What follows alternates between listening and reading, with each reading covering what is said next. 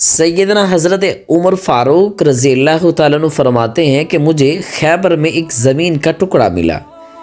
मैं नबी करीम सल्लल्लाहु अलैहि वसल्लम की खिदमत में हाज़िर होकर अर्ज़ की, या रसूलुल्लाह सल्लल्लाहु अलैहि वसल्लम कि मुझे ज़िंदगी में ऐसा कभी भी उम्दा माल नहीं मिला जो आज मिला है, लेकिन मैं आपसे मशवरा लेने आया हूँ। आपकी इसके बारे में क्या राय है कि मैं इस ज़मीन का क्या करूँ?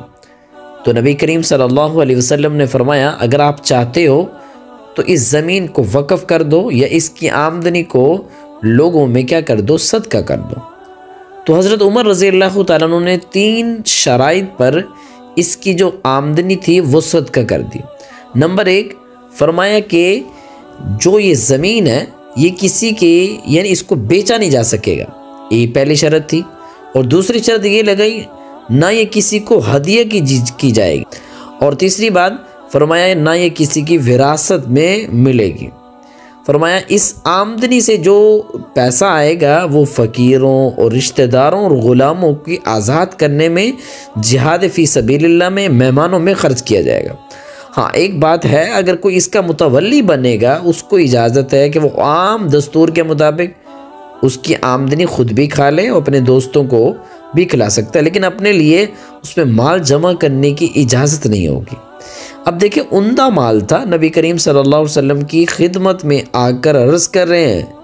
आज हम अपने गिरबानों पे देखें, आज हमारे पास जब ज़्यादा माल आ जाता है ना, हम लोगों से छुपाते हैं कि उम्दा माल आ गया है, ज़्यादा प्रॉफिट आ गया है, हम लोगों को नहीं बताते।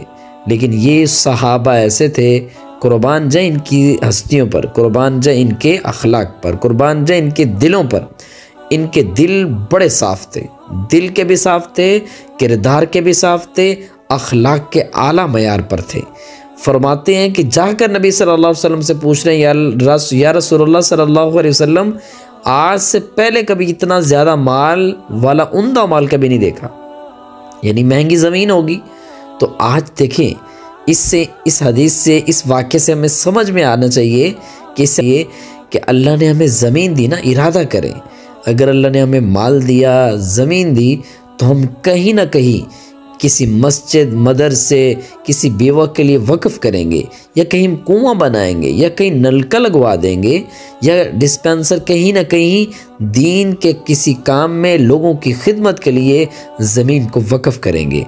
तो याद रखें, ये जो अमल है ना, ये जो वक़्फ़ करना है, तो ये क़यामत तक बंदे का सिलसिला जारी रहता है और उसका क्रेडिट उस आदमी को मिलता रहता है।